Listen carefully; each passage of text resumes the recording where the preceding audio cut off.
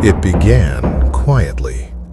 No alarms, no headlines, just a faint moving dot in the cold darkness of space. In late 2024, astronomers catalogued a near-Earth asteroid 2024 YR4. At first, it was routine, another rock. But then, the calculations tightened. The uncertainties shrank. The date of predicted impact, December 22, 2032. Years passed. By the early 2030s, scientists reached a conclusion. YR4 was going to hit the moon. There was no more debate, no margins, no statistical comfort. Orbital simulations from NASA, ESA, and independent observatories around the world now agreed YR4 would strike the moon. NASA did not rush to microphones. They never do. Instead, internal briefings began. ESA, JAXA, ISRO, Roscosmos, all looped in. Then came the press conference. A calm voice, carefully chosen words. No threat to Earth, no change in Earth's orbit, no extinction event. But one sentence changed everything. This will be the first predicted and observable asteroid impact on the moon in human history. For scientists, this was a once-in-a-civilization experiment. For the world, it was something else entirely. Within hours, the headlines fractured reality. Asteroid to smash the moon. Will the moon survive 2032? Is this the beginning of the end? News channels ran looping animations, slow-motion fireballs, exaggerated debris raining toward Earth. Social media did what it always does. Fear traveled faster than facts. 1 million posts asked the same question. If the moon is hit, what happens to us? Governments reacted. Emergency briefings followed. Defense ministries asked, could debris threaten satellites? Could lunar bases be affected? Could this be used as a weapons test cover story? Some governments demanded transparency.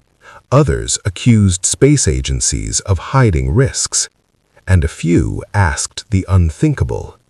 Can we stop it? Religious bodies responded in their own language. For many cultures, the moon is not just a rock. It is time. It is fertility. It is gods, poetry, madness, romance. And now it was a target. Temples, churches, mosques, monasteries, all echoed the same question. What does it mean when the heavens change? Most people didn't panic, but something subtler happened. People looked up more often. Photos of the moon flooded the internet, as if humanity was saying goodbye in advance.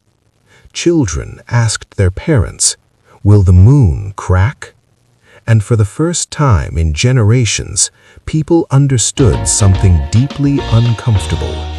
The universe is not static, and it never promised safety. NASA's unspoken option returned. Can we stop it? Publicly, NASA spoke of observation and preparation. Privately, one word hovered over every classified briefing: nuclear. Not to destroy the asteroid, but to break it, slow it, and scatter its certainty. 3 months before impact, humanity would attempt the unthinkable: a controlled atomic detonation in space.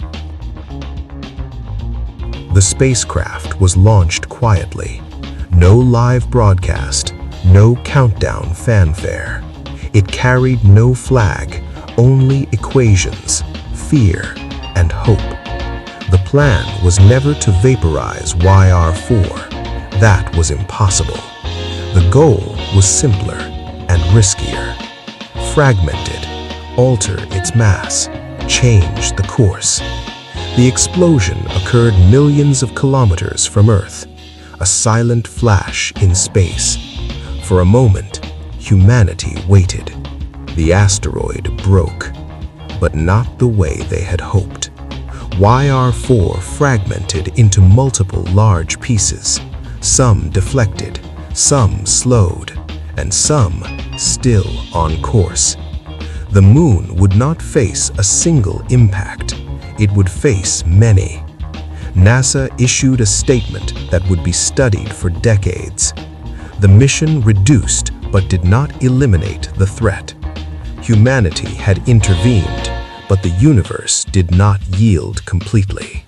On Impact Day, telescopes across Earth tracked multiple flashes on the lunar surface. Crater after crater, plumes of silver-gray dust erupted into space. Within hours, satellite operators noticed anomalies, signal loss, orbit deviations, sudden failures. Low Earth orbit became a minefield. Some satellites were lost forever. Others shut down preemptively. Markets paused. Military systems shifted to redundancy. Governments activated emergency communication protocols.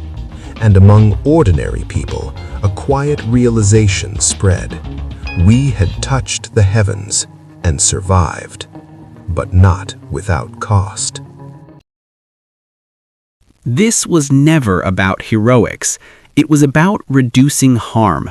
In space, you rarely get perfect solutions, only better outcomes. Once the asteroid fragmented, the physics became chaotic. We traded one large certainty for several smaller ones.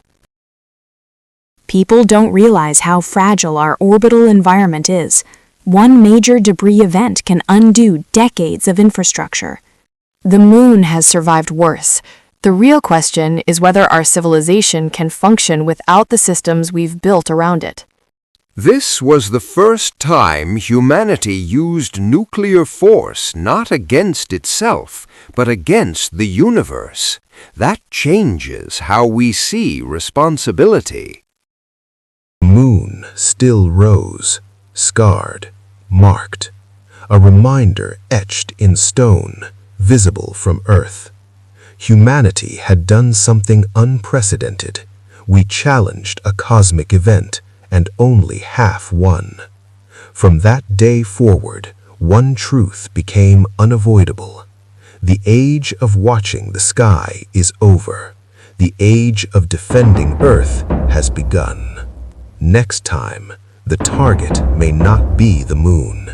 And next time, we may not get 3 months.